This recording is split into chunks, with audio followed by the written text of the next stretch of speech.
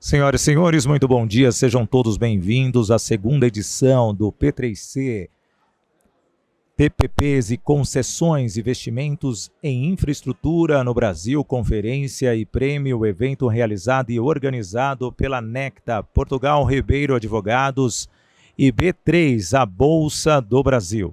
Agradecemos o apoio da Enelx, Machado Meyer Advogados e demais patrocinadores e parceiros que estiveram presentes em todos os momentos da organização desse evento. A partir desse instante, daremos início ao nosso evento. Eu convido a vocês a assistirem um vídeo da Necta.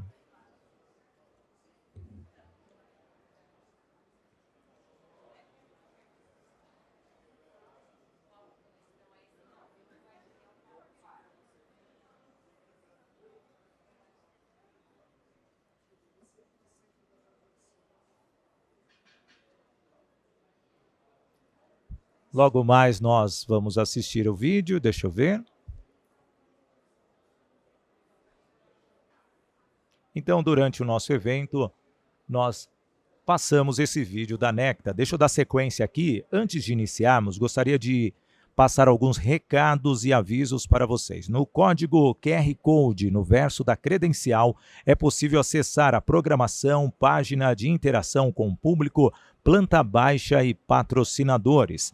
Também convidamos todos para interagirem com os participantes e visitarem os lounges dos patrocinadores. E para as organizações que tiverem interesse em participar dos eventos organizados pela Necta, agora sim parece que o vídeo entrou. Só segura um pouquinho, por favor, você pode?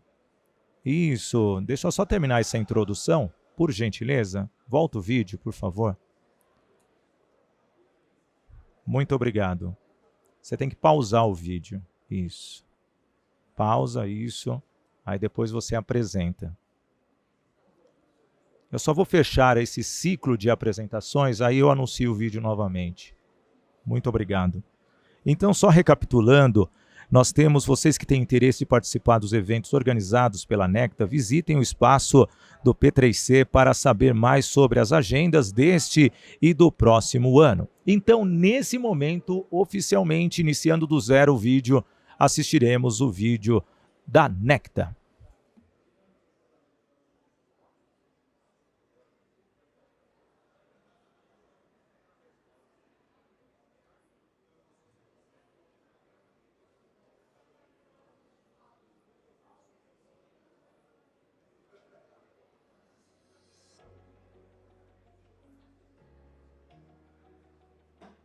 Saber o que faz o Connected Smart Cities a maior e única plataforma que acelera o processo de desenvolvimento das cidades inteligentes? Reunimos em um único local múltiplos canais com informações gratuitas atualizadas diariamente. Também somos responsáveis pela realização de uma série de prêmios e estudos do setor para reconhecermos as boas práticas e compartilharmos essas iniciativas.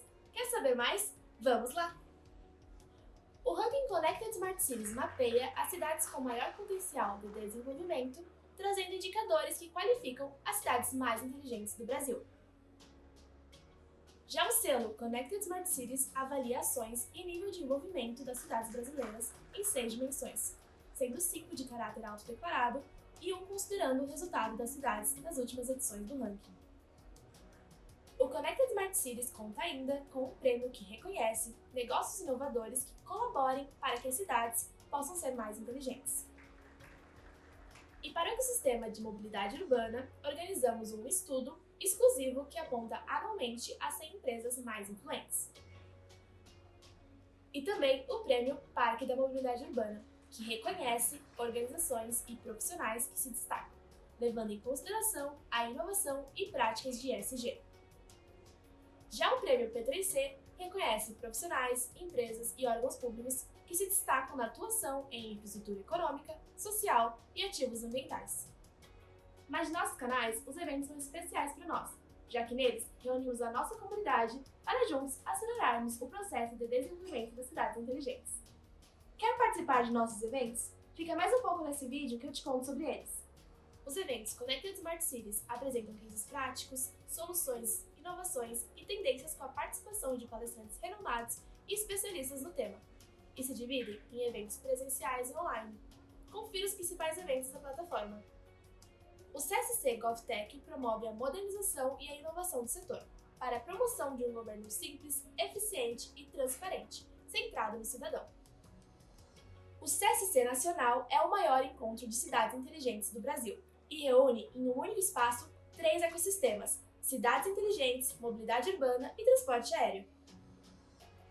Com o propósito de promover a mobilidade urbana sustentável, inclusiva e disruptiva, o PMU conta com atividades que proporcionam experiências e reflexão para o desenvolvimento da mobilidade urbana.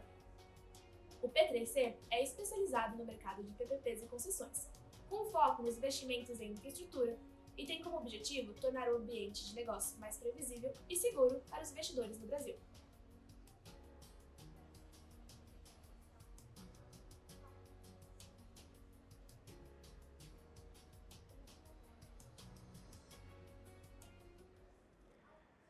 Vamos dar início então ao painel Descarbonização, a Transição Energética e pedimos todos que gentilmente mantenham seus celulares no silencioso e, se possível, também em modo avião para não ter interferência na transmissão. A interação e envio de perguntas é exclusivamente pelo chat do Slido. Para enviar perguntas e interagir, leia o QR Code que está disponível no verso da sua credencial e selecione o palco 1. A dinâmica será a seguinte: baseada no tema do painel, cada palestrante fará a sua apresentação. Ao final de todas as apresentações, teremos o início do debate e nós contaremos com o auxílio do moderador para o debate permeie dentro das considerações do painel. O moderador será responsável por conduzir o debate nos minutos finais. Convido ao palco a senhora Rosana Santos, diretora executiva do Instituto EMAIS Transição Energética. Convido também a ocupar o seu lugar a senhora Cariza Ribeiro, coordenadora regional de operações público-privada do IDB Invest. O senhor Marcos Aurélio Madureira, presidente executivo da ABRAD, Associação Brasileira de Distribuidores de Energia Elétrica. O mesmo carinho convido o senhor Felipe Sabavai, coordenador da área de transporte público da Sistra Brasil. E nesse momento, o nosso moderador, o senhor Sebastião Buto, sócio da Sigla Sul Consultores. Nesse momento, para a condução desse painel, ouviremos as palavras do senhor Sebastião. Muito bom dia, muito obrigado pela presença. Bom dia a todos. Estão ouvindo bem? Tá. Bom dia a todos. Queria agradecer aos palestrantes. Temos uma mesa rica aqui em experiências e em conhecimento. Vamos a tratar de um tema que está em pauta hoje, que é a transição energética. Como o nome o indica, uma transição é a mudança de um estágio hacia outro. Tá? É um processo gradativo que busca como objetivo final a descarbonização da economia. E nesse conceito amplo, ele abrange vários setores, várias frentes, buscando uma economia mais sustentável e menos carbonizada. Para tratarmos do tema, então, cada um dos palestrantes terá 10 minutos para fazer sua apresentação. E eu convido para iniciar a apresentação a Cariza, tá? Tendo 10 minutos, e depois, na sequência, seguirá Rosana. Tá?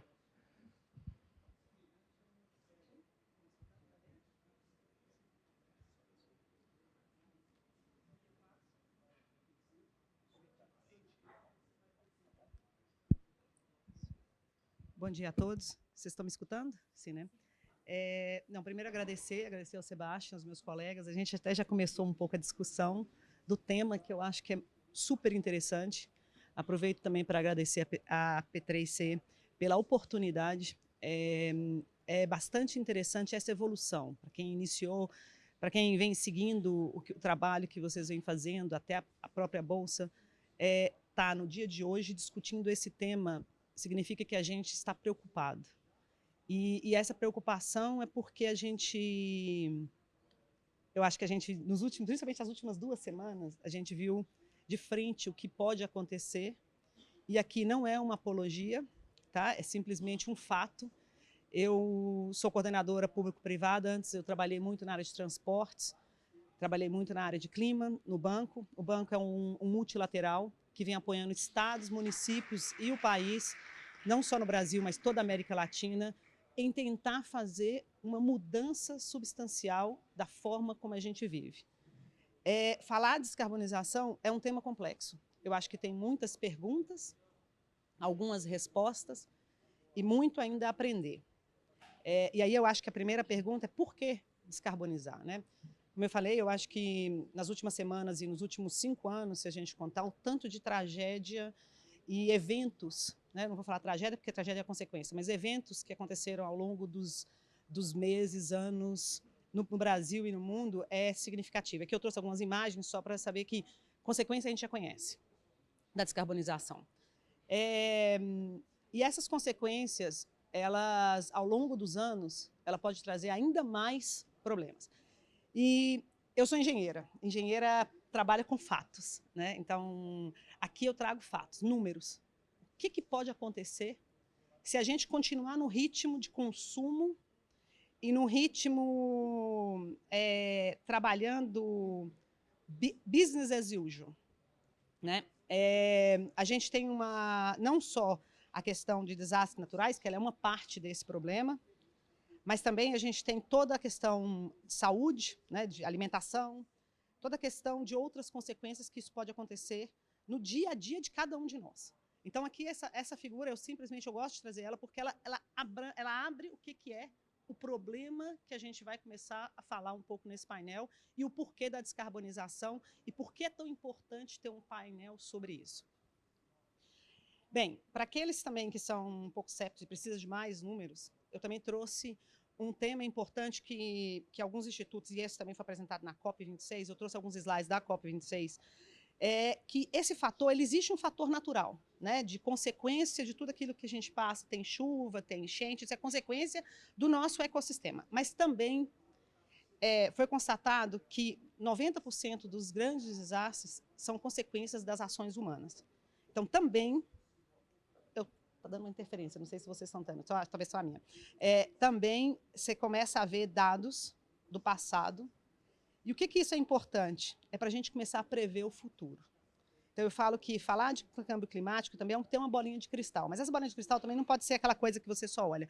Olha o passado, aprende com o passado, vê o que a gente fez certo e errado e começa a prever o futuro. Então, tem vários cenários de diagnóstico do que pode acontecer se você não descarbonizar. Bem, mas como a minha pergunta, o que é descarbonizar? São 2 cenários aqui. Primeiro, descarbonizar, ele é muito simples. É reduzir o que a gente faz hoje. Vários relatórios, eu não vou falar, eu acho que todo mundo aqui que está aqui hoje está interessado um pouco em algumas soluções, mas sempre, em todas as palestras sobre câmbio climático, a gente não pode deixar de referenciar o relatório do IPCC, que fala que tem os cenários, que a gente tem que diminuir o aquecimento global. E, de novo, voltando à minha origem de engenheiro, eu falo, bem, mas isso aí é lá na frente, 2050 é muito longe. Mas quando você começa a pensar em planejamento, a gente sabe que planejamento não é uma coisa de 2, 3, 4 anos. Planejamento de longo prazo, ele é muito mais extenso do que simplesmente uma política pública de 4 anos. E a partir daí que a gente começa a ver a questão da descarbonização. O que a gente faz hoje? O que a gente pode fazer para prever que aqueles desastres, aquelas imagens, aqueles números, eles comecem a ser monitorados e a ser compactados para que a gente não continue tendo esses grandes eventos influenciando a vida de cada um. Independente do background, desculpa o inglês, da estrutura que você tem, da formação que você tem, é importante você olhar a vida, aquilo que você faz e tentar ver como reduzir a emissão de carbono de qualquer atividade. Então, o primeiro pilar de descarbonização é o que eu faço, como impacta a minha vida e ao ambiente que está ao redor, independente daquilo que faz. Então, o primeiro pilar de descarbonização é reduzir o que a gente faz hoje. E isso tem várias técnicas, eu vou passar depois um resumo de algumas atividades que vêm sendo feitas. Isso é importante, olhar o que a gente faz hoje. Então, não é desculpa a gente não pensar nisso. Mas o outro, que eu acho que é o mais difícil, e hoje a comunidade, principalmente a comunidade acadêmica, ela vem conversando e vem debatendo isso, é reduzir o nosso consumo. E eu acho que esse é o mais difícil da gente mover a barra. Reduzir o que a gente tem hoje, várias técnicas. Reduzir a demanda crescente que o futuro nos traz, é difícil. Cariza, muito teórico. Me passa um exemplo. Olha todo mundo como é que a gente está falando hoje. Eu tenho um microfone que precisa de energia, eu tenho um fone de ouvido para vocês me escutarem, eu estou usando 3, 4 aparatos, estou parecendo um robô todo conectado, isso é energia pura. Então, falar da transição energética, a gente precisa falar, porque é um consumo, é um bem, não é um consumo que a gente vai precisar hoje em qualquer coisa que se faça. Perde o seu telefone, perde o seu tablet, a gente se anula em tudo que a gente faz. Então, essa transição energética significa, por um lado, melhorar o que a gente faz hoje, o que a gente tem hoje, mas, além disso, controlar a demanda crescente que vai acontecer nos próximos anos. Então, a descarbonização, ela passa por isso. Transição e descarbonização, o próprio nome fala, a gente tem que sair de um ponto e levar a outro, em várias etapas do que a gente faz. O que é descarbonizar, então? Né? A gente sabe que eu vou descarbonizar o que é óbvio. A gente tem uma gama que é óbvio. Sair do combustível fóssil para uma energia renovável. Isso já foi feito. Se você colocar no Google, tem milhões de papers falando sobre isso. Mas, além disso, o que a gente pode fazer? Áreas não faltam. Qualquer coisa que a gente faz hoje, ela necessita energia e a gente pode reduzir a forma como a gente usa hoje. Então, as áreas, elas são diversas.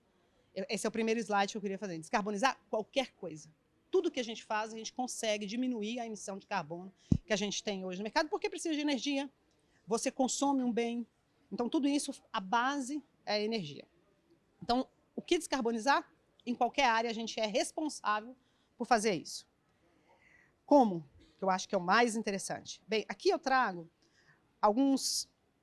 quatro pilares, que é um pouco como o banco vem trabalhando essa parte de descarbonização. Então, a gente sabe, descarbonizar é preciso. O que é descarbonizar? É passar do que a gente faz hoje a diminuir a emissão e, além do mais, pensar em diminuir essa demanda ou dependência dessa energia, sendo energia mais renovável. Tem vários produtos, aí os meus colegas vão falar de vários temas de energia, hidrogênio, eletromobilidade, né, ou fontes energéticas, e aí eu não vou nem passar por isso. Mas, quando eu começo a estudar sobre câmbio climático, descarbonização, vem 4 pilares na minha cabeça, e eu queria um pouco estressar o meu tempo, eu sei que meu tempo está acabando, mas eu queria estressar meu tempo nesses 4 pilares. Qualquer descarbonização, ela parte de um primeiro pilar, regulação e incentivo. A gente não vai mudar onde a gente está hoje para o próximo passo se não tiver regulação e incentivo. E ela não pode ser isolada. Investimento e clientes. Foco, investimentos e clientes. ESG é o nome da moda. Em qualquer coisa, hoje você escuta assim. Mas o que realmente significa isso? Tem uma caixinha séria de estudos sobre isso. ESG, ele vai tanto do parte corporativa, setor público, setor privado e terceiro setor. Extremamente importante. Indústria e tecnologia. A gente não vai conseguir mudar, sair do ponto de inércia a evoluir sem industrialização e tecnologia. E infraestrutura. Tem vários exemplos, e aí eu vou passar rápido, sobre cada um desses pilares, mas a gente tem que pensar isso em conjunto, para trazer uma transição justa. Eu acho que esse é uma onda, foi falado ontem também da transição justa, e o que é a transição justa? Ela é uma transição onde que a gente complementa pessoas, o planeta e a parte econômica. Tem que pensar na parte econômica. Só isoladamente, qualquer um desses pilares, ele não vai funcionar. Pode funcionar a curto prazo, mas a longo prazo não funciona.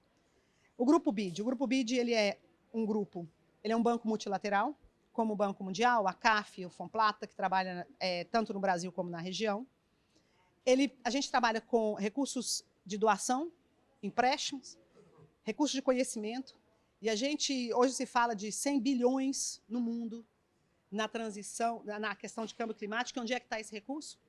Foi falado ontem também a questão de projetos. Bons projetos têm recurso? Sim, bons projetos têm recurso. O banco é um exemplo disso.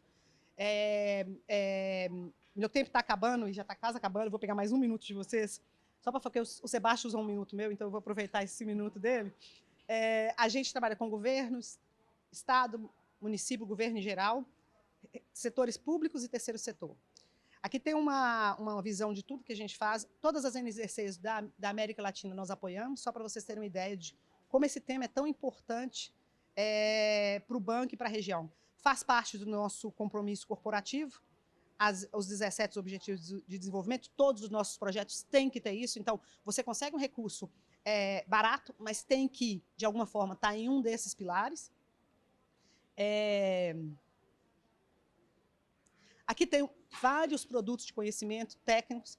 Um desses foi o que a gente apoiou a Costa Rica, que é um dos grandes países que promove muito a questão de câmbio climático e descarbonização.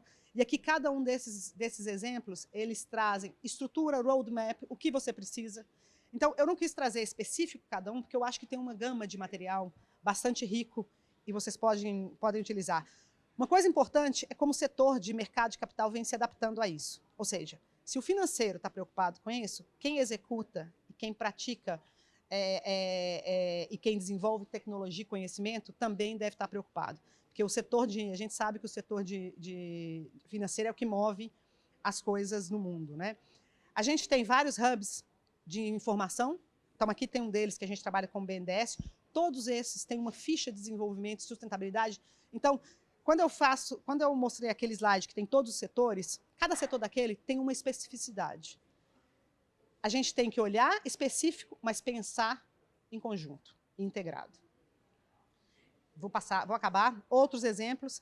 A gente tem o InfraScope, que é um indicador de PPP e concessão na América Latina. Todos têm QR Code. Aqui são alguns exemplos de estudo. E eu quero parar aqui. Essa foto são as minhas duas filhas andando de ônibus domingo em Belo Horizonte. Por que eu quis parar aqui? Eu falo, são baby steps para a gente trabalhar a descarbonização. É difícil? É. Vários conhecimentos, tem vários produtos no mercado bastante interessantes para desenvolvimento. Mas são baby steps porque quero mostrar para elas que não precisa de muito recurso, mas tem que ser recurso integrado. Esse ônibus, ele não está cheio, certo, é domingo, no horário específico, mas ele tem condição da gente ter isso às 8 horas da manhã em São Paulo. Basta a gente sair da nossa zona de conforto também. Então, eu também uso o sistema de transporte público para mostrar que não é só a eletromobilidade ter um ônibus elétrico, que é trabalhar com descarbonização, mas é infraestrutura, é regulação, é indústria, tecnologia e energia. Então, eu paro por aqui. Desculpe para pegar uns minutos dos meus colegas e agradeço a oportunidade também de poder falar sobre esse tema. Aí nos trouxe uma visão de quais são os pilares para a implantação e o desenho da transição energética e também as ações que o banco vem promovendo para tanto. Muito obrigado. Passo agora a palavra para Rosana Santos. Oi, me escutam bem? Agora sim. Né, que o negócio é super tecnológico aqui, então. Bom, eu tenho uma carreira longa no setor privado, mas abracei agora, tem uns 6 meses, o Instituto EMAIS de Transição Energética. Tenho a honra de ter um dos meus conselheiros aqui assistindo a palestra. O Instituto EMAIS de Transição Energética é basicamente um think tank, é um local de reunião de conhecimento e debate e provocações, por que não, sobre a questão da transição energética, e a gente funciona basicamente com recursos de filantropia. Então, somos um campo neutro, digamos. Todas as ideias são bem-vindas e todos os debates serão acolhidos, e a gente quer funcionar um pouco como uma mesa onde todos os players que são responsáveis pela transição energética estão ali e têm um espaço para conversar e colocar seus pontos de vista. Eu vou trazer uma ideia bastante abrangente, vou procurar, depois da sua apresentação fica até difícil de fazer algo tão com tanta excelência, mas a urgência climática, a revolução tecnológica e reindustrialização, procurando dar um overview em 5 pilares do que é hoje o mais discutido em termos de transição energética e algumas das barreiras que a gente teria que passar ou ultrapassar, overcome, né? Já me veio a palavra em inglês, para que isso se torne uma realidade, né? Deixe de ser, como eu estava conversando com um colega, o Barroso, para quem conhece aí da PSR, a gente estava conversando e ele falou, a gente tem que separar o que é hype do que é hope, né? Hype é o que está na moda, todo mundo fala, hidrogênio, por exemplo, tem uma parte que talvez seja hype, o que é hope, o que é hype. A gente tem que ter, como debatedores desse assunto, nós temos que ter bastante clareza no momento da gente abraçar uma causa e começar a transformar hype em hope e abandonar o que não vai funcionar de forma bem expedita. A gente não tem tempo para isso. Você também começou com algumas imagens, então eu não vou me detalhar, mas eu vou falar um pouquinho sobre a crise hídrica, que é a foto do meio aí, que foi o que a gente passou em 21. A gente olha o histórico de chuvas no país, tem ups and downs, tem períodos mais secos e períodos menos secos. Então, não dá para culpar tudo como mudança climática, mas a intensidade em que veio essa crise, ela é uma intensidade bastante forte e nos chama a atenção que a crise anterior, a distância entre crises também encurtou. Então, essa crise hídrica de 21 nos colocou realmente frente a uma realidade bastante complicada, onde a mudança climática provavelmente tem uma explicação, mas também como a gente lida com os nossos recursos escassos tem um papel relevante aí. Talvez, se a gente usasse as nossas hidrelétricas para outros fins, que não só geração de energia, mas também de flexibilidade, eu vou detalhar isso em seguida, a gente poderia ter passado essa crise hídrica sem tanto sufoco. Engenheiro de obra pronta, provavelmente, o que poderia ter sido feito foi feito, mas se a gente pensasse diferente, se a gente pensasse de uma outra forma, talvez essa crise tivesse sido enfrentada com uma outra gravidade e com outro impacto para o preço das tarifas, né, Madureira? Bom, falando aqui de descarbonização, eu trouxe a matriz energética mundial só para a gente ter muita clareza, e aqui eu incluí o nuclear, tá? Porque falando de descarbonização, eu não vou entrar aqui no discurso se nuclear é ou não é, se pertence ou não pertence a esse debate de mudanças climáticas, mas o fato é que nuclear não emite. Então, o mundo é 20% não emissor, e o resto, 80% da matriz energética mundial, é uma matriz emissora. Esse número é da IEA 2022, que também foi usado pela EPE no planejamento, no último planejamento da EPE. O Brasil, em contrapartida, se você pegar todas as nossas fontes, ele é 46% não emissor. Isso significa que a gente pode sentar em berço esplêndido? Não, porque tem ameaças e a gente pode ter a tendência de sujar a nossa matriz porque a gente é limpinho e porque a gente é bonitinho. Mas o fato é que o Brasil é uma potência energética verde. E esse fato é inegável. E nós temos que transformar esse fato em valor para a sociedade brasileira, certo? Portanto, quando eu participei na COP de diversos debates, onde se tem uma tendência, quando você fala em descarbonização, precisamos aumentar o nosso uso de renováveis, em diversos aspectos. Acho que o Brasil ele já pode estar num outro nível de discussão com relação a essa, que é o debate over and over again. Vamos botar eólica, vamos botar solar. Bom, tá bom, já entendi, vamos continuar fazendo tudo certo, mas a gente tem mais coisas para fazer. Então, os 5 pilares, começando pelas tais das renováveis. Qual é o desafio para nós das renováveis? Lidar com a variabilidade das renováveis. Tem vezes que não tem vento.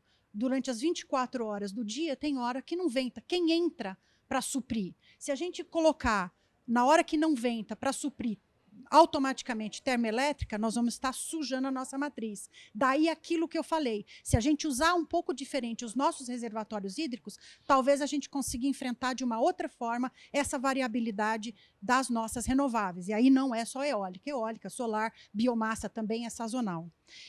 A questão das renováveis, muito, muito importante, que você vai falar, é uma questão de alocação de custos. Sim, a gente precisa de incentivo, mas até que ponto? Até que ponto a sociedade brasileira realmente tem que pagar por inserção de renovável, aonde estão os subsídios, e há uma discussão muito forte que o Madureira vai tocar sobre os subsídios diretamente alocados, por exemplo, à geração distribuída, que isso pode onerar sobremaneira a sociedade brasileira e desfocar da onde a gente tem que realmente investir, que é transformar essas renováveis em valor para a sociedade brasileira. E aí é a questão do equilíbrio nos incentivos. Aí, a outra questão que se fala muito é offshore wind, porque eu coloquei renovável e separei offshore wind, porque offshore wind é um animal diferente. Ele tem uma questão de supply chain bastante diferente das nossas próprias renováveis. A gente fala muito, hoje estamos com 180 gigawatts em licenciamento no site do IBAMA. Esse gráfico eu tirei ontem, tá? 180 gigawatts. É um animal que tem que ser feito no mar, não é à toa que eu coloquei essa foto revolta. Você imagina instalar um parque eólico no meio do mar, com um mar desse jeito, é caro. A supply chain, não dá para falar que vai ser só uma supply chain nacional, porque tem coisas que não dá para ser nacional. Por exemplo, os próprios navios de instalação são uma commodity rara, né? Tem uma interface muito óbvia com oil and gas, tanto que as grandes companhias de oil and gas estão investindo nesses projetos. É um custo ainda bastante alto. E a questão da demanda, o Brasil hoje não cresce como crescia antigamente em termos de demanda por energia elétrica. Portanto, a solução para offshore wind não vai ser injetar só energia no grid. Você tem que ter outras demandas. Daí é que vem a questão do hidrogênio, Hyperhope, né? A eólica offshore está intimamente ligada com a demanda por hidrogênio verde. Mas o hidrogênio verde tem um desafio de logística, como a gente estava falando um pouco mais cedo, né? Ele faz boom quando ele está armazenado, né? Lembre-se do Zeppelin. O Zeppelin explodiu porque era hidrogênio, então a gente tem que ter outras formas. Aí a gente pensa em exportar hidrogênio verde na forma de amônia, ok, mas se for um power to power, a eficiência disso é 35% na melhor dos casos.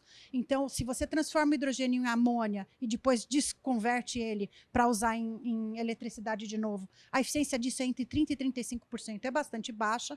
Aí a gente tem que começar a pensar em fuel cell, em utilização in loco do hidrogênio. E essa utilização in loco do hidrogênio aí começa a ser uma utilização que vai trazer provavelmente uma descarbonização nas cadeias de suprimento, nas cadeias industriais.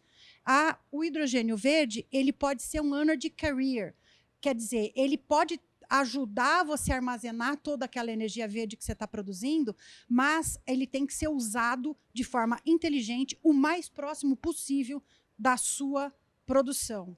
E aí vem o outro bloco, são os recursos energéticos distribuídos. Essa eu vou deixar para você, Madureira.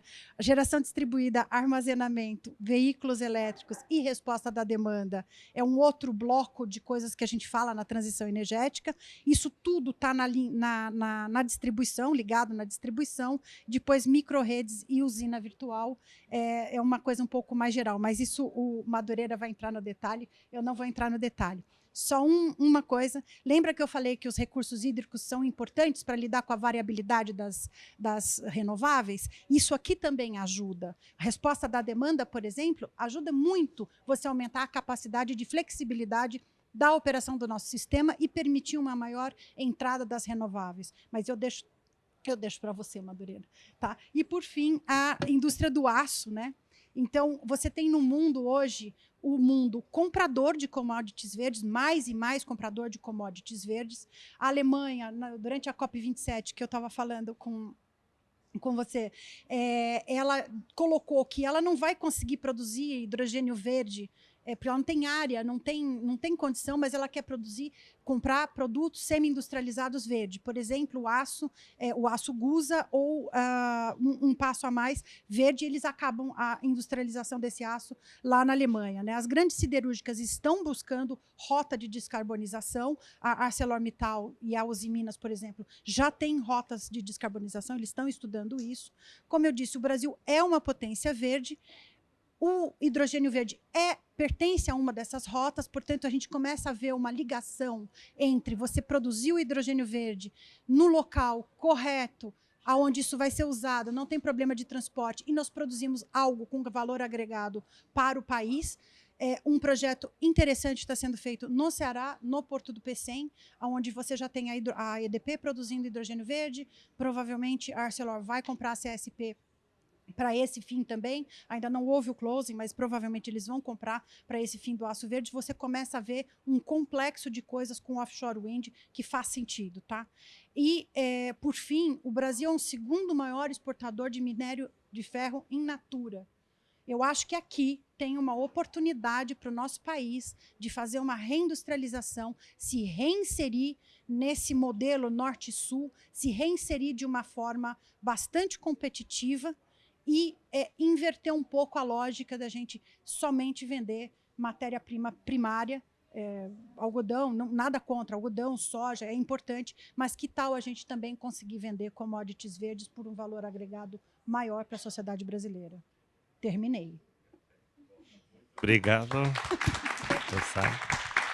Aí, Rosana nos trouxe assim num panorama bem resumido estes 10 minutos de a posição privilegiada que tem no Brasil enquanto a sua matriz, não só a sua matriz energética, sino a sua matriz de geração, mas também dos desafios e das oportunidades que se tem no tema da transição energética, onde temos uma posição, como falamos, favorável. E tratou do tema dos recursos energéticos distribuídos, dando aí o link para a apresentação do Marcos. Marcos, está contigo. Estão vendo bem? Bom, pessoal, depois que a Rosana deu uns temas para mim, eu vou precisar de 35 minutos para poder começar a falar. Eu não trouxe uma apresentação, porque eu acho que a gente tem que focar em alguns aspectos que vem sendo falado, foi muito boa as apresentações anteriores que mostraram aí o desenho de onde nós estamos. Eu queria começar dizendo o seguinte: o Brasil realmente tem uma matriz elétrica 82%, 83% limpa, mas pegando o que foi colocado aqui pela Rosana, nós temos que ter uma preocupação na manutenção dessa matriz. Mas ela tem que ter segurança. O que nós temos visto ultimamente no Brasil, ou de algum tempo, está numa das caixinhas que foi mostrada aqui, que é a questão de incentivos. Nós temos um costume no Brasil de criar incentivo e esquecer que esse incentivo tem um momento que ele não precisa mais. Nós temos na tarifa de energia elétrica, só para vocês terem ideia, incentivos que vão fazer 50 anos agora em 2023. Se alguma coisa não deu certo em 50 anos, ou acaba com isso, ou então tem um problema seríssimo que precisa colocar, porque a pessoa está ganhando muito dinheiro em relação a isso. Esse é um problema que nós temos. Nós temos uma infraestrutura, um arcabouço legal, que ele é arcaico para o que nós precisamos fazer para um mundo novo. E a gente termina usando muito do que está lá atrás para poder garantir determinados pontos importantes. Fazer uma transição energética é fundamental. Ampliar a utilização de recursos renováveis, principalmente num país como o Brasil, que é abundante nesses recursos, sem dúvida nenhuma é nosso caminho. Nós vamos ter muitas oportunidades de poder estar oferecendo para o mundo alguma coisa que não é feito lá fora, mas nós temos que valorizar isso. E precisamos não jogar nas costas da população brasileira esse custo que está sendo transferido para melhorar a situação que tem em outros locais. Nós temos um país com uma diferença socioeconômica gravíssima, todos nós sabemos disso. Nós temos uma pirâmide social que tem uma pontinha lá, com 5% de pessoas que têm uma renda, ou menos do que isso, com a renda mais adequada, e o restante está lá embaixo. O que nós temos feito no Brasil em relação a isso? Invertendo a pirâmide. Nós criamos incentivos para quem ganha, tem uma renda mais elevada, continuar tendo uma renda mais elevada, e jogamos nas costas do que está posto lá dentro. Isso é o que nós estamos criando. Nós temos que estar atentos a isso. Nós estamos chegando com a tarifa de energia elétrica impraticável.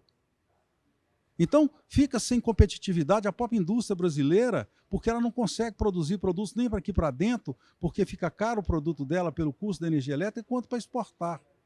Nós vamos para a base da população, que é onde está a população principalmente de uma renda menor, e que tem dificuldade de pagar uma conta de energia, estamos só aumentando essa conta de energia.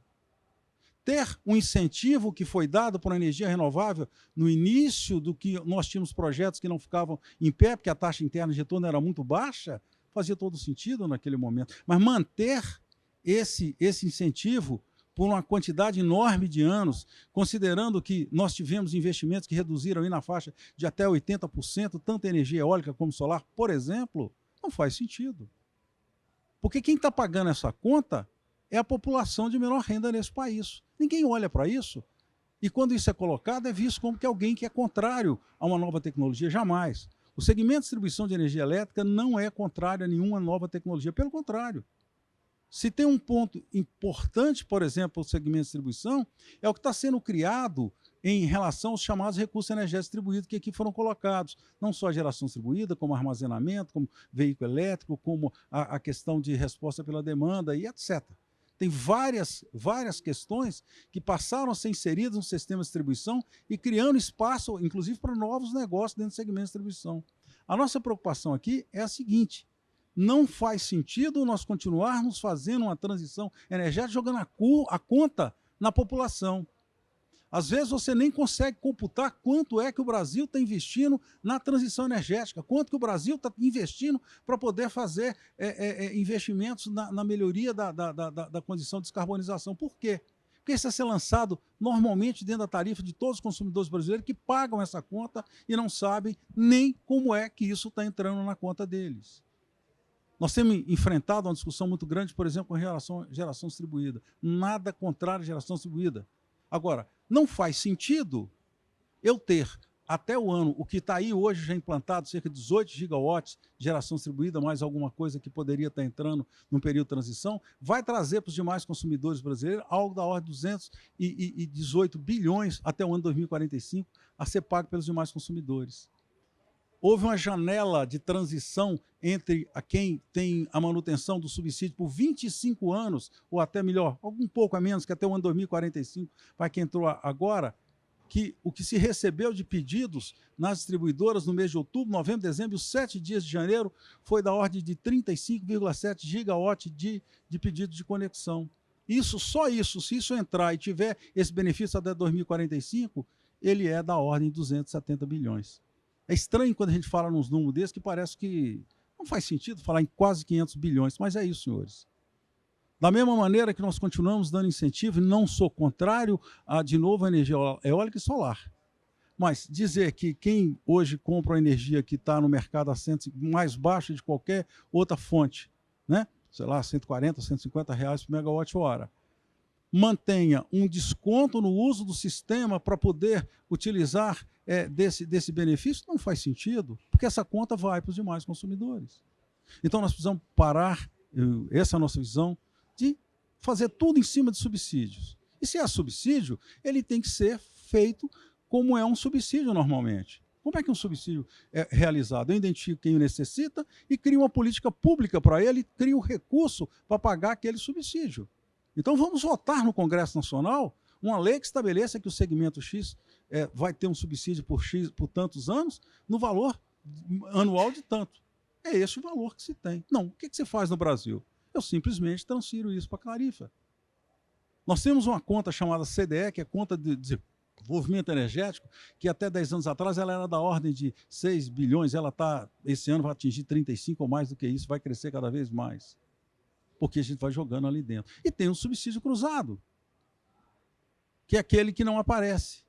Ele simplesmente eu crio um benefício para alguém, não digo de onde que vem a fonte, aquele custo permanece, e como aquele custo permanece, ele vai para os demais consumidores. Eu vou pegar um exemplo do ônibus que foi trazido aqui para dizer, é isso que é subsídio. Se alguém tem um ônibus que a conta dele, custo motorista, custo do veículo, o investimento que foi feito, combustível, etc., é dividido, por exemplo, a 100 passageiros, se em um determinado momento eu digo, olha, desses 3 aqui não vão pagar mais o transporte deles, não. Esse outro aqui vai pagar só a metade. Esse outro aqui, o custo do ônibus diminuiu? Não, não diminuiu. E esse custo vai para quem? Para os demais que estão sentados no ônibus. E o pior que quem é os demais que estão sentados no ônibus é a população brasileira que tem uma menor renda, e isso é importante que a gente olhe para isso. Então, senhores, eu acho que para uma transição energética ser limpa como a gente quer, ela tem que ser justa também.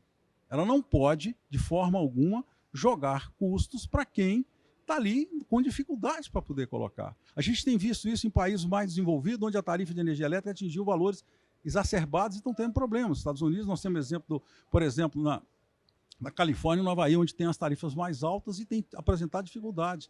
A Espanha e a Europa enfrentaram problemas seríssimos agora com custo elevado de tarifa. Nós temos que olhar para isso. Nossa tarifa caminha cada dia que passa para ser impagável. Essa é a realidade. Nós podemos fazer uma transição energética boa e não fazer isso? Eu acho que sim. É só nós, de fato, termos alocado de maneira clara qual é, por exemplo, o benefício com o tempo, para ele poder não passar mais. Espaço para utilizar de maneira adequada para o sistema elétrico, os recursos energéticos distribuídos são importantes. Se eu consigo, por exemplo, gerar uma energia, né, de origem solar, por exemplo, que é num horário onde não é a ponta do sistema elétrico, acumular essa energia naquele local, o próximo dele, injetar no sistema na hora que o sistema mais precisa, todo mundo ganha. Ganha o sistema elétrico, ganha quem está vendendo a energia de maneira, aquela energia que ele produziu no momento que ela não é tão valorizada, injetou no momento onde ela é mais valorizada, e ganha a população, porque você vai reduzir a necessidade de investimento. Aí sim reduzir a necessidade de investimento. Então nós temos que olhar dessa forma, né? Temos que olhar de uma maneira segura. Se cada segmento de investidores olhar simplesmente para aquele ganho que ele tem e não olhar para o que vai acontecer no dia seguinte, nós caminhamos para ter dificuldades na implantação de uma política sustentável. Não é? O ISG tem a sustentabilidade, não é só a sustentabilidade ambiental, que é muito importante, mas ela tem que ser sustentável para que a sociedade não pague por isso. Então, essa eu queria trazer como, não um contraponto, mas como uma visão de que é necessário se olhar para isso, para fazer uma transição energética correta e justa. Espaço nós temos muito. O Brasil, como foi colocado, é pleno, graças a Deus, de recursos naturais que nos permitem produzir e entregar uma energia com valor. Nós podemos sim ajudar o mundo a resolver um problema, mas nós temos que valorizar o que nós estamos oferecendo para o mundo e não trazer como problema para a nossa população. Era isso que eu queria trazer nessa primeira fala. Muito obrigado. Muito obrigado, Marcos. Aí o Marcos, eu acho que nos trouxe 2 pontos que já tinham sido levantados nas apresentações anteriores, que é o cuidado que se tem que ter nesse desenho de transição energética para ela ter os incentivos, mas uma palavra que se falou bastante é da transição justa, tá? E desse equilíbrio entre o meio ambiente, a população e a viabilidade econômica dos negócios. E agora passo a palavra para o Felipe, que vai trazer outra visão da transição energética que está mais focada na mobilidade. Muito obrigado, Sebastião. Bom dia a todos. Muito obrigado, colegas. A apresentação é aqui.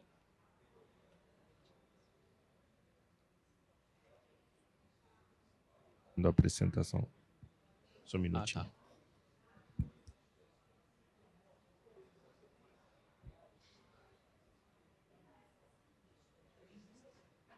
Já estou contabilizando. É isso. Bom dia a todos novamente. Sou o Felipe da Sistra. Eu vou falar um pouco da descarbonização e da transição energética, pensando na ótica do transporte público e do planejamento urbano também. Mas antes de falar, só também colocar mais algum ponto, né? Foi colocado pelos colegas a problemática das questões climáticas, né, que estão sendo que estamos passando atualmente, mas vai chamar atenção para um outro ponto, né, que é esse inimigo silencioso da poluição do ar, que temos em 2019 foram contabilizadas 7 milhões de mortes pela poluição do ar, né? Então, isso por doenças cardíacas, respiratórias, câncer também. Então, e a maior parte desses casos são anos que as pessoas estão sofrendo por uma qualidade ruim do ar. Um outro dado até um outro dado da OMS, né, que 9 de cada 10 pessoas vivem em locais que os níveis de poluição do ar são superados pelos limites da OMS. Então, de todas as condições que existem, a poluição do ar é que atinge o maior número de pessoas e a gente tem todas essas consequências, que é uma questão de emergência de saúde pública, né?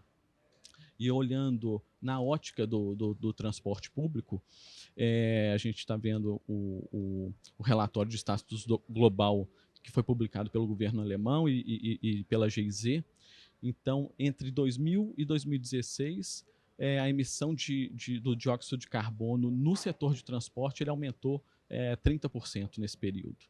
Nesse mesmo período, o setor de transporte ele está correspondendo por quase 1/4 das emissões do dióxido de carbono, esse setor específico de transporte. E sendo que a terceira maior fonte de emissões, tem um outro slide que no seu estava a segunda, mas aqui também está como terceira, então é um dos principais emissores de transporte, emissor de CO2, o transporte público. E esse crescimento ele está muito acentuado na América Latina, na Ásia e na África, pela expansão das viagens de pessoas, de cargas. Então, muito focado nesses continentes. Quando a gente pensa na política pública, no planejamento de transporte, no planejamento urbano, quais são as medidas que a gente analisa para mitigar e mudar essa rota de poluição? Então, o primeiro é a gente tentar reduzir as viagens que são motorizadas. Isso muito aplicando na ótica do planejamento urbano, as cidades de 15 minutos, né? Então são as cidades que os locais, as centralidades em que você mora, você trabalha, você faz as suas compras. Então isso é o principal impacto que poderia ter na ótica do planejamento urbano. E também outras medidas restritivas, como o uso de estacionamento, que são aplicadas também.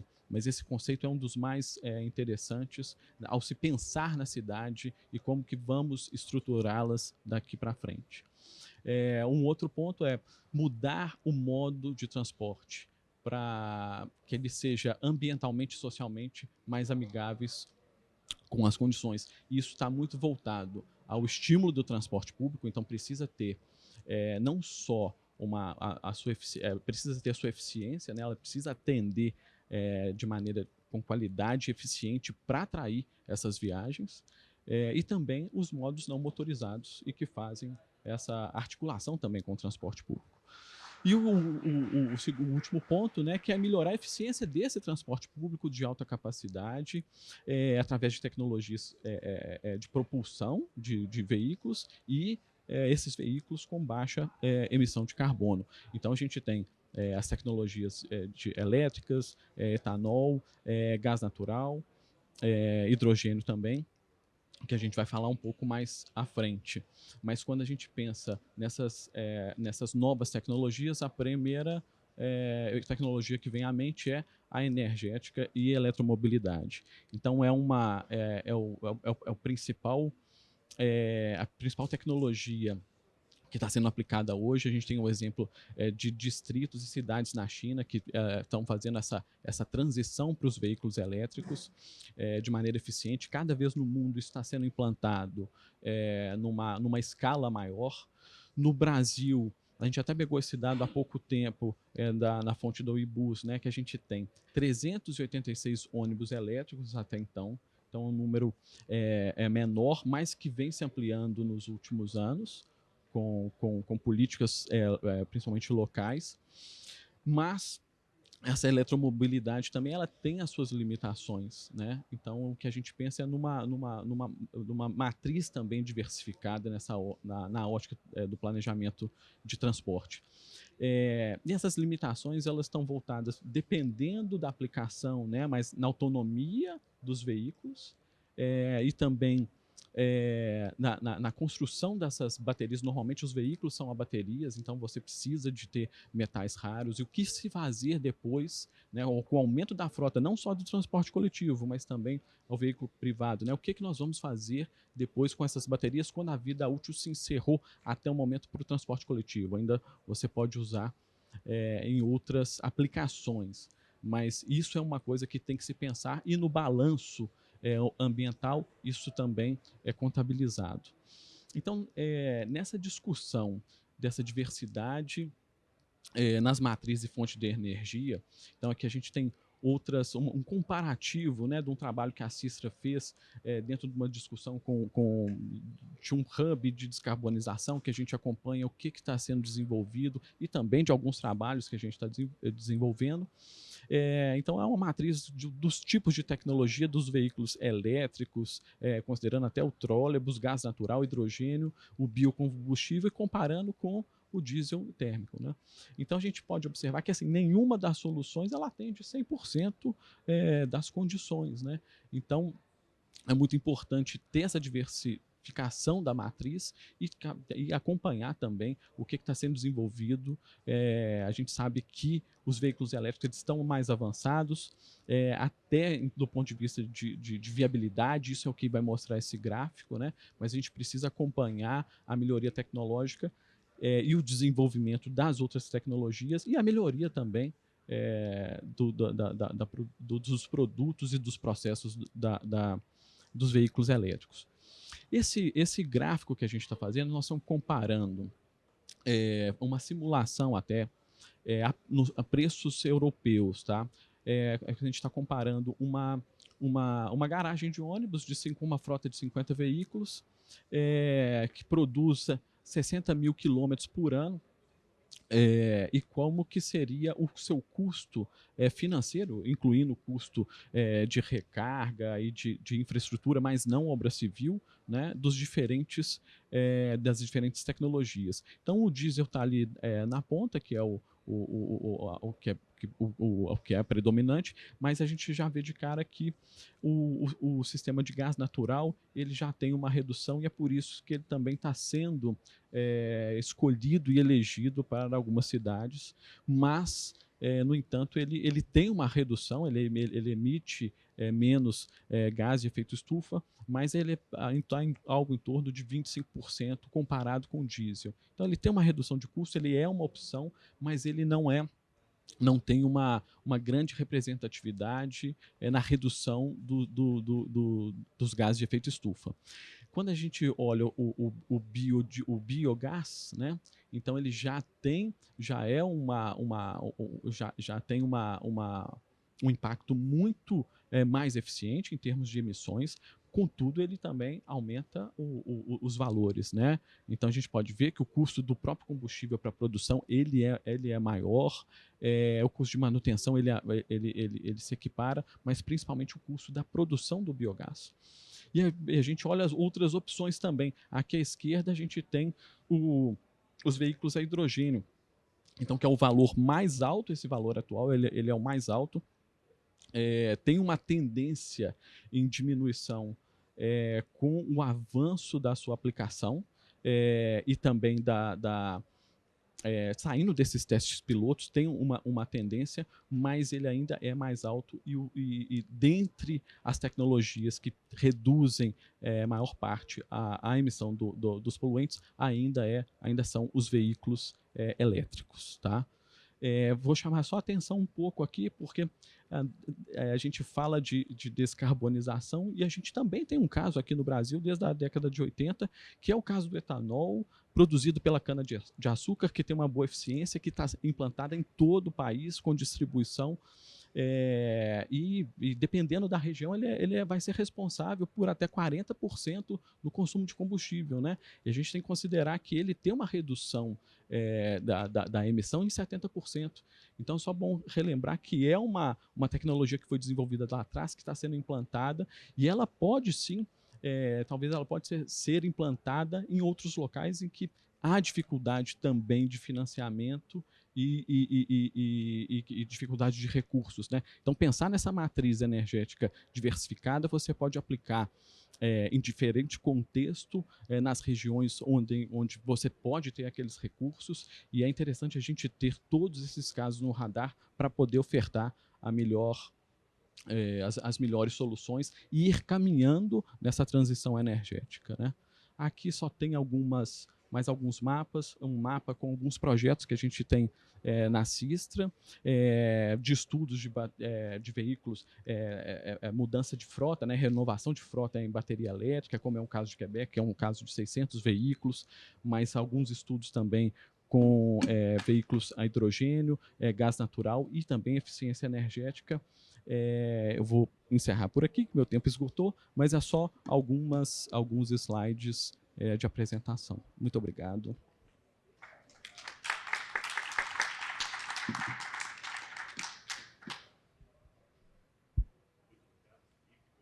Trouxe outra visão dentro da transição energética, dos desafios, das oportunidades da mobilidade urbana para a contribuição da descarbonização. Acho que agora podemos passar já ao debate, digamos, a partir de tudo aquilo que foi apresentado. Eu vou direcionar algumas perguntas para algum de vocês, mas sintam-se à vontade os demais para complementar e fazer as considerações que entendam oportunas. Quando falamos da transição energética, se fala nesse caminho à descarbonização, você tem a questão da mudança na matriz energética hacia fontes de menor poluição, mas também tem o caminho da eficiência energética, tá? E o caminho da digitalização, que também faz com reduzir os consumos, tá? E reduzir até o tráfego de bens e de serviços. Então, da economicidade, digamos, como um todo, em termos de energia. Mas nessa visão mais ampla da transição energética, entra ali a figura da eficiência energética, tá? E aí se lhe dá ao consumidor de energia elétrica um papel protagonista nisso, tá? Como um possível agente que teria um rol ativo para reduzir seu consumo e, com isso, contribuir à descarbonização. Esta pergunta iria mais para o Marcos. Quais são as condições prévias, os pré-requisitos que temos que ter, tanto desde a óptica regulatória quanto da infraestrutura, para que realmente o consumidor tenha esse papel protagônico? E quando estou falando desses pré-requisitos, essas condições prévias, me refiro a sinais de preço, de tarifas, infraestrutura de medição, de telecomunicação. Ou seja, quais são os pré-requisitos que vão fazer com que o consumidor possa ter um papel ativo em prol dessa eficiência energética? Bom, obrigado, Sebastião. Aqui, de novo, nós entramos na questão da sinalização adequada de preço. Se nós temos uma sinalização adequada de preço, por exemplo, nas tarifas elétricas, de energia elétrica, você consegue fazer com que as pessoas, quando eu digo pessoas, né, não só a pessoa física, mas também as empresas, possam investir na eficiência energética, né? Esse é um problema que nós temos. Por exemplo, nós temos hoje cerca de 85, 87 milhões de consumidores no Brasil, né? E hoje nós praticamos para o mercado de baixa tensão a chamada tarifa volumétrica, onde eu não tenho nenhum sinal de eficiência para ela, né? Na medida em que você, por exemplo, separe dentro do segmento de energia elétrica de baixa tensão o que é o custo da rede e o que é o custo da energia, você já começa a criar oportunidades de fazer uma eficiência adequada. Eu quero fazer o quê? Eu quero fazer uma eficiência para reduzir o investimento na infraestrutura ou eu quero fazer uma eficiência para diminuir o consumo de energia? São coisas diferentes. Então, ao fazer isso, você já começa a ter uma sinalização. Ter tarifas, por exemplo, que possam sinalizar, do ponto de vista horário, qual é o melhor horário para alguém consumir energia, isso também é um ponto importante. Eu diria o seguinte, ter um preço adequado é um primeiro passo para que você possa ter uma eficiência correta, né? Que a pessoa de fato faça aquilo, não por fazer simplesmente, mas porque tem um objetivo final de estar melhorando. Aí você começa a ter uma sinalização adequada. Então, entendo eu que ter tarifas adequadas, que possam permitir, que valorize de fato qual é o custo de um insumo. Eu vou dar um exemplo.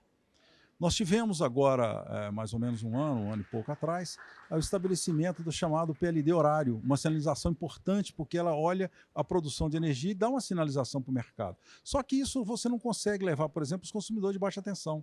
Então, hoje, se o PLD horário, dependendo da forma como o mercado de baixa tensão consome energia sem nenhuma sinalização, for diferente, ele pode pagar mais caro sem ter oportunidade de ter uma sinalização para ele. É importante dar a devida sinalização para o mercado consumidor. Eu acho que esse é um importante passo para, de fato, nós fazermos eficiência energética que faça sentido.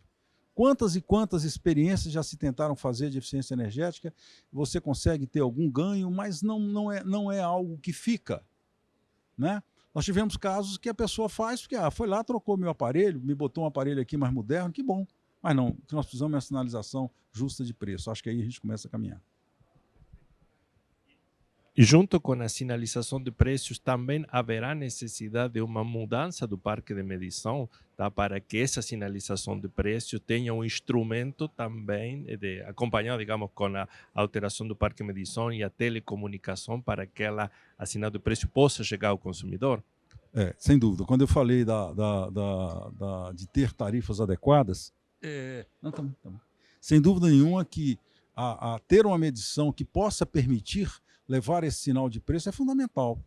Nós ainda conseguimos fazer, de novo, a gente tem, como eu falei no primeiro momento, a população brasileira, nós temos uma escala totalmente, né, de pessoas que têm uma renda mais baixa, que têm um consumo mais simples, vamos dizer assim, até consumos mais sofisticados. Ter equipamentos adequados para cada uma dessas situações é importante. Hoje nós já temos no parque mundial aí de medidores adequados para se fazer isso. Nós precisamos implantar, de fato, essas tarifas. Tem um projeto importante na ANEEL esse ano, que é o chamado que é um sandbox tarifário, onde vai se medir exatamente isso, permitir que as empresas possam praticar uma tarifa adequada e com isso fazer, e aí tem toda uma questão relacionada ao parque de medição. Nós precisamos modernizar o parque de medição, mas, de novo, modernizar por modernizar não faz sentido. Ele tem um sentido econômico, tem que ser algo que permita que a pessoa possa estar tendo aquela sinalização e utilizar. Então, eu acho que sim, é fundamental. E a gente tem toda uma melhoria de digitalização, né? Eu estava prestando atenção aqui, a gente falando, né? Um sinal bom que nós tivemos aí para diminuir uma série de emissões, etc., que foi, infelizmente, a questão da pandemia que trouxe um trabalho mais home, né? Então, hoje em dia, poucas vezes você está deslocando para fazer alguma coisa. Um evento como esse é fundamental porque a gente está vendo gente, né? Isso é bom demais da conta. Mas, em geral, a gente tem falado à distância, não temos usado os veículos, não temos usado nada para poder colocar. É uma sinalização que a gente tem que se adequar a ela. Então, acho que a digitalização é, sem dúvida nenhuma, um passo fundamental para que a gente possa progredir em todos esses aspectos. Assim, direcionada ao setor de distribuição. Dentro desse contexto da transição energética, onde se buscaria uma política de eficiência energética, incentivar a um consumo mais racional do energético por parte do consumidor, isso não nos levaria também a repensar o modelo de negócio e a forma de remunerar a distribuição, que hoje está no modelo regulatório mais baseado em uma remuneração atrelada ao volume e ao mercado, e teríamos que repensar a uma regulação onde a remuneração esteja mais focada no serviço da infraestrutura colocada à disposição? Bom, vamos lá. Quando eu comentei que um ponto importante, primeiro, é a separação do que é rede e do que é energia, é um primeiro passo. Se eu separo e digo o seguinte, a distribuidora cuida da rede, energia elétrica é algo que cada vez mais vai para o mercado livre ou para alguma outra questão de poder ser atendido. A infraestrutura energética, a infraestrutura do sistema é que cabe à distribuidora. Então aí você já começa a ter necessidade de ter essa separação. Você começa a separar e cada um ter o foco naquilo que é importante, que ele possa estar realizando, sem dúvida nenhuma. E aí tudo encadeado. Porque aí eu preciso de ter uma tarifa adequada para poder colocar, eu preciso ter equipamento adequado para poder fazer isso, e com certeza a eficiência energética vem como uma necessidade natural e como uma oportunidade, melhor dizendo, para que alguém possa estar efetuando um trabalho como esse, né? E acho que sim, sabe? Eu acho que nós temos espaços importantes para eficiência, o Brasil tem essa possibilidade, apesar de ter um consumo baixo, se nós olharmos para o consumo, mas mesmo assim tem desperdício, e uma grande parte desse desperdício, infelizmente, é perda. A gente sabe o volume, cada dia que passa, aumenta a perda, a chamada perda não técnica ou comercial, como se chama, melhor dizendo, o roubo de energia, né? Provocado por algumas questões muito mais de cunho de custo mais elevado, de cada vez um aumento da clandestinidade. Isso é um ponto importante que a gente tem que falar com ele. A gente ficaria aqui um tempão para falar sobre isso, mas as coisas se conectam. Não é? Você vai, por exemplo, falando em eficiência energética, você vai em alguns locais, em algumas regiões onde você não tem acesso de poder policiar e de cuidar, você vê, por exemplo, o pessoal utilizando geladeira para poder refrigerar a casa. Porque ele não está pagando pela energia, ele pega uma geladeira, abre a porta e deixa ela lá refrigerando a casa. Você tem o pessoal esquentando água com aqueles mergulhão, que é um consumo exagerado de energia elétrica. Por quê? Porque ele não está pagando por aquilo. Então você tem problema de ineficiência em toda a cadeia. Desde alguém que tem um motor não adequado e, portanto, está consumindo muito mais energia do que devia, quanto também no pequeno consumo. Então, por isso que eu digo, se você tem uma sinalização adequada, se a pessoa paga aquilo que efetivamente ela usa do sistema e tem o benefício daquilo que ela traz de benefício para o sistema, eu acho que a gente chega a uma questão mais equilibrada. Agora, quando você não tem uma forma adequada de oferecer o produto, você tem ineficiência. Para que alguém vai ser eficiente se ele não está pagando mais por essa eficiência? Para que ele vai ser mais eficiente se ele não está tendo um ganho em relação a isso? Eu acho que se aplica a tudo, as próprias questões aí que nós estamos falando de um uso eficiente de energia, não só energia elétrica, mas energia como um todo. Se nós tivermos uma maneira adequada de oferecer um produto valorizado por aquilo que ele é e com um objetivo de valorizar principalmente a eficiência dele, eu acho que a gente consegue ter ganho, a gente consegue ter educação das pessoas para poder fazer dessa natureza. É isso que eu penso. Carissa, esta já vai mais direcionada a você. Dentro da transição energética, se fala muito que o mercado de crédito de carbonos poderia viabilizar e dinamizar essa transição em determinados setores ou atividades. Qual é a sua visão e quais seriam os setores e atividades que realmente precisariam desse impulso do mercado de carbonos e quais são os desafios para realmente implementar o mercado de carbonos? Ai, que pergunta complicada. Se meus colegas quiserem me ajudar, porque eu acho que o mercado de carbono é um pouco o hype. Tem, sim, é um mercado que ele pode ser bastante, e o Brasil pode se beneficiar muito no mercado de carbono. Ele tem que ser olhado com várias vertentes, isso é extremamente importante, eu acho que vai muito o que o Marcos comentou. Nada do que eu acho que a gente está falando aqui, ele tem uma direção, ele é unidirecional. Ele tem várias dimensões e é depender de cada setor também. Quando a gente fala de setor de distribuição, ele tem uma particularidade e ele tem um contexto atual que tem que ser considerado. Você simplesmente não pode quebrar essa cadeia e falar assim, não, agora vamos mudar tudo, vamos começar de novo.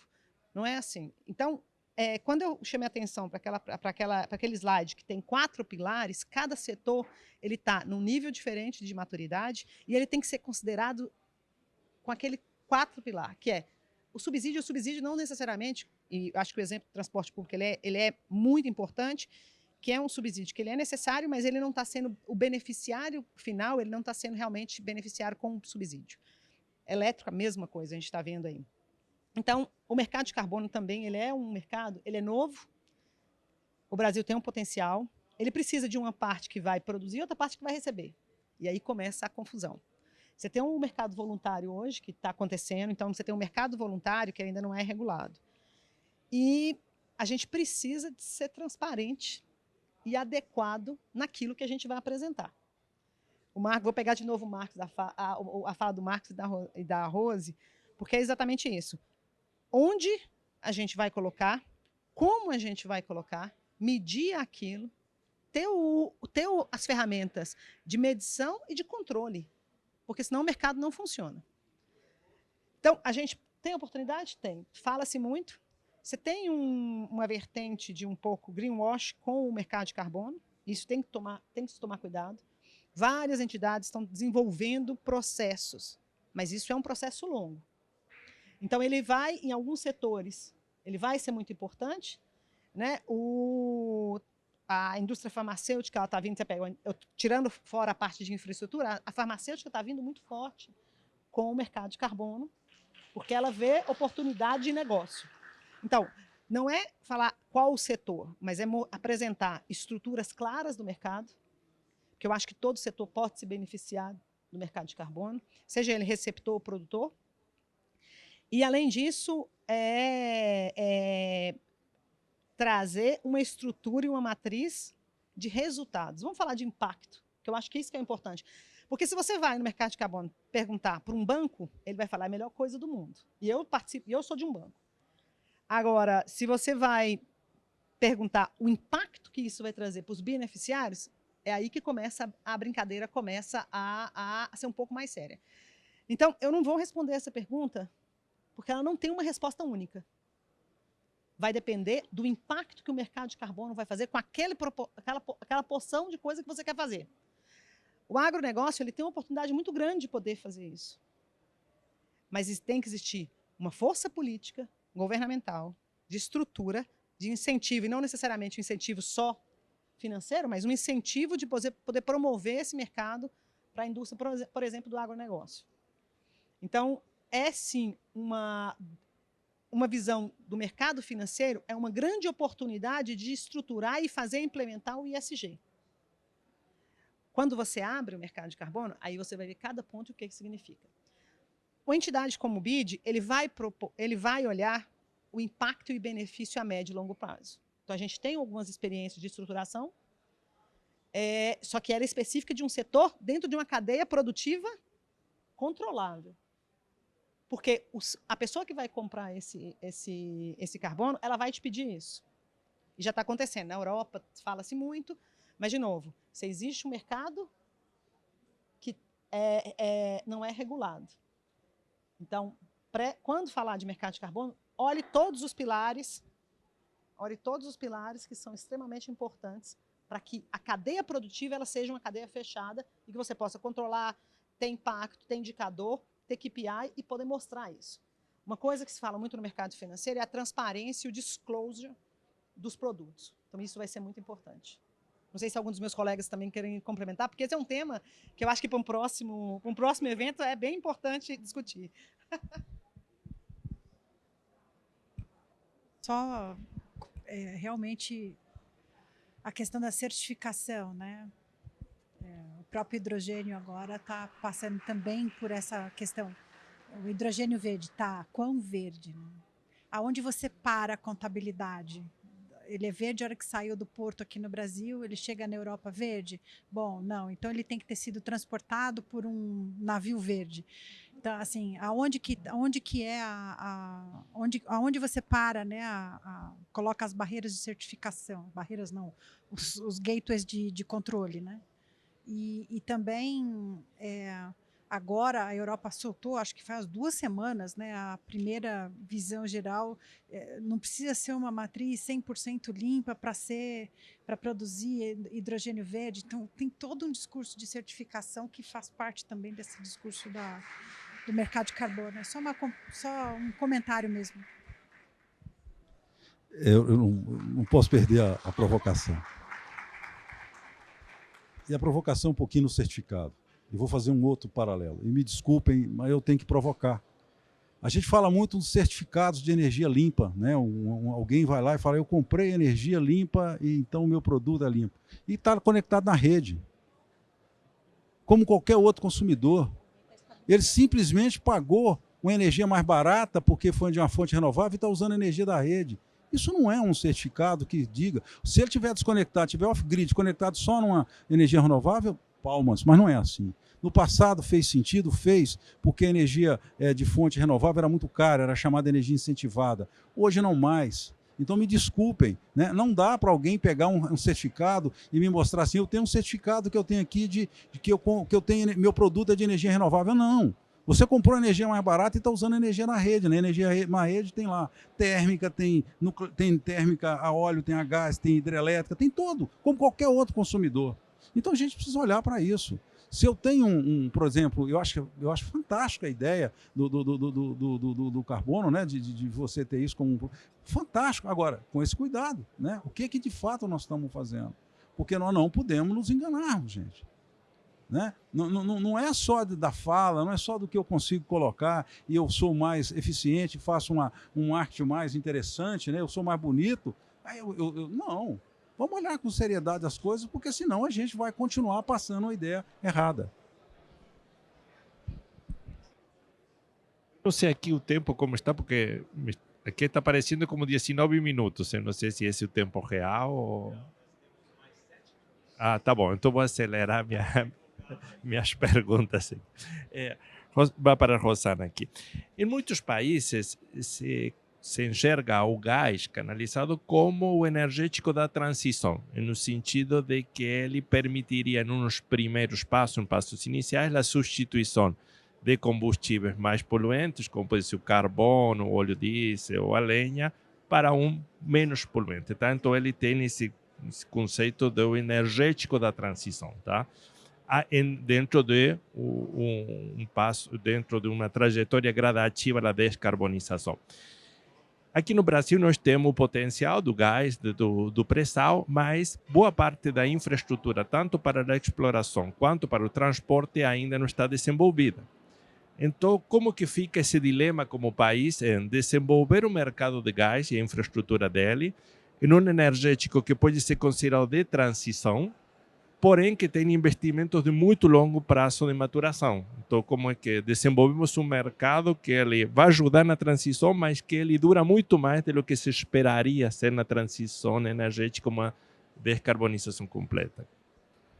Pergunta daquelas assim, né? Bem complicada.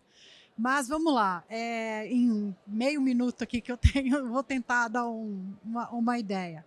Bom, primeiro que, sim, sendo bem poliana quase, nós estamos num ponto de emissões do mundo que o correto seria a gente pular essa etapa, né? Mas nós vivemos no mundo real, e no mundo real temos gás natural, temos essa riqueza. A questão principal, e aí não é só para o gás, não.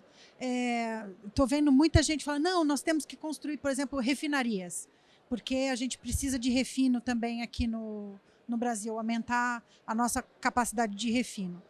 Tá, você constrói uma infraestrutura para refino ou para aproveitar esse gás natural que ali na frente, devido aos nossos compromissos ambientais, vão ter que ser abandonados. Tem uma quantidade de stranded assets ali que é enorme. Essa discussão também nos Estados Unidos agora está sendo feita. Eu até presenciei essa discussão em Boston, onde eles, para atender a Europa por conta da crise da Ucrânia, eles estão fazendo um monte de GNL, né, para a produção de GNL. Só que isso tudo vai de encontro até com o Inflation Act.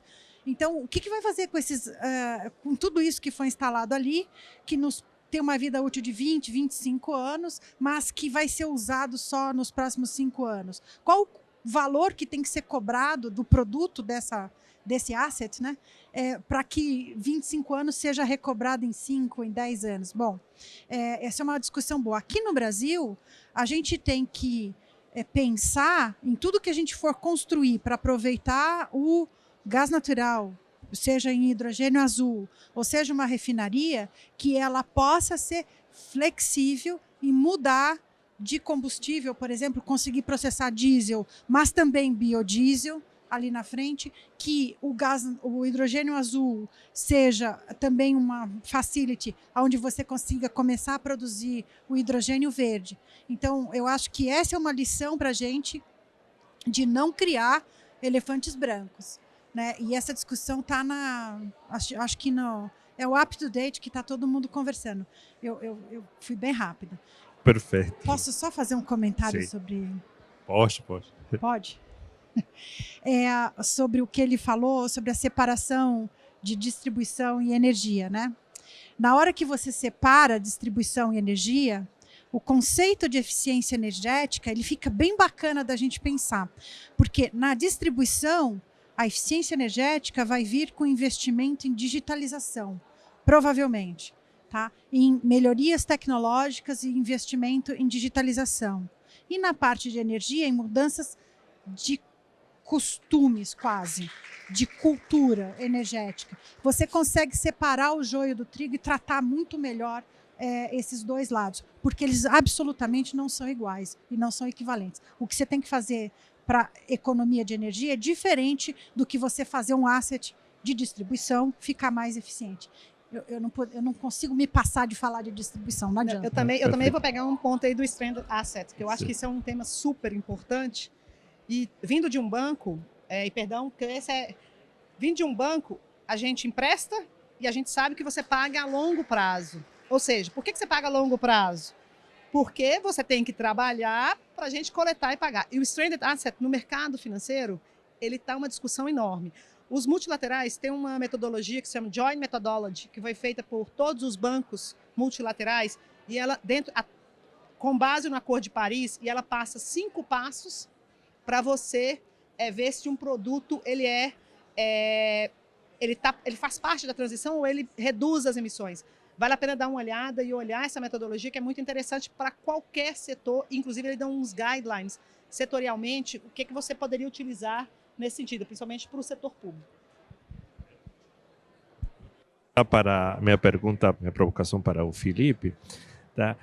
Quando se fala da substituição da frota de transporte público, em particular convencional para elétrica, se fala, eu não sou um experto na matéria, mas se fala muito de que o custo do investimento é elevado, tá? O investimento inicial, mas depois o custo da manutenção é menor ao longo da vida útil. E isso então nos leva a que a modernização ou a despoluição da frota, ela teria implícito um risco de capital maior, tá? Porque eu tenho que colocar o capital no início e recupero parte dele com esse menor custo de manutenção. Em um setor que a tarifa de transporte público, e isso não é só no Brasil, acho que em toda a América Latina, é muito sensível desde o ponto de vista político e social. Então, que tipo de modelo de negócio se pode desenhar nessa questão da eletrificação da frota urbana, tá? Que permita mitigar esse risco, tá? Escutado falar da separação entre o proprietário da frota e a manutenção, sei lá, não sei que tipo de modelo de negócio pode permitir facilitar essa substituição da frota, mitigando esse risco de capital. É importante esse contexto que você colocou do transporte público, que já, sem ter um investimento mais alto, ele passa por grandes dificuldades, né? E colocando o Brasil, só trazendo um pouco do contexto, a gente tem um desequilíbrio da desoneração dos veículos privados com o investimento em transporte público, cada vez perdendo a demanda, perdendo quem faz o rateio dessa tarifa, que é a única fonte de receita. Então, o preço está cada vez ficando mais elevado, e o preço mais elevado, as pessoas saem do sistema, as ruas estão congestionadas, e para isso você precisa aumentar o seu serviço e aumentar o preço das tarifas. Então, levar mais um custo para o sistema como está, isso é muito difícil. Então, a gente precisa de ter um olhar muito para o planejamento de transporte, para um investimento no transporte público, seja com ou subsídio, ou planejamentos, ou financiamentos, para tirar essa carga que não pode ser só tarifária. Mas aí, indo também direto a pergunta, e de uma medida mais de curto prazo, uma solução poderia ter algum tipo de financiamento e subsídio que você tira esse risco de investimento desse modelo, né? Você teria a operação do serviço de um lado, e você contrataria a aquisição desses bens, né, da frota, num contrato à parte, e que você pode controlar isso com os subsídios de governo e tudo isso no curto prazo. Mas a gente nunca pode deixar de esquecer que a gente precisa mudar esse ciclo vicioso do transporte público do Brasil e da América Latina para um ciclo virtuoso, e depende de políticas públicas. E até porque a gente já não vai conseguir escutar mais com o barulho dos outros. Quero agradecer muito a participação de todos vocês. Eu acho que o tema é muito rico. Me ficaram um monte de perguntas para fazer, que não vou ter tempo. Bom, e agradecer muito realmente a participação de cada um de vocês e a organização do evento. Nós que agradecemos, e é um debate que ficaria aqui horas e horas, porque é muito aprendizado. Nosso obrigado a você também. Nossa gratidão, Sebastião, e toda essa equipe. Antes de vocês se levantarem, só quero passar aqui alguns recados. Estamos encerrando esse painel Descarbonização à Transição Energética. Agradecemos muito aos nossos palestrantes e todos que acompanharam a nossa apresentação. Acessem a programação completa e os palestrantes dos próximos painéis. Nós temos 8 palcos disponíveis para vocês, sempre com o fone de ouvido. Voltaremos daqui a pouquinho, às 11 horas, com o painel Descarbonização, como fazer uma política federal para promover a mobilidade elétrica. Então, antes de me despedir, Convido vocês a ficarem em pé para a foto com nossa equipe de fotógrafos e uma salva de palmas para todos os nossos palestrantes até às 11 da manhã aqui no Palco 1. Muito obrigado.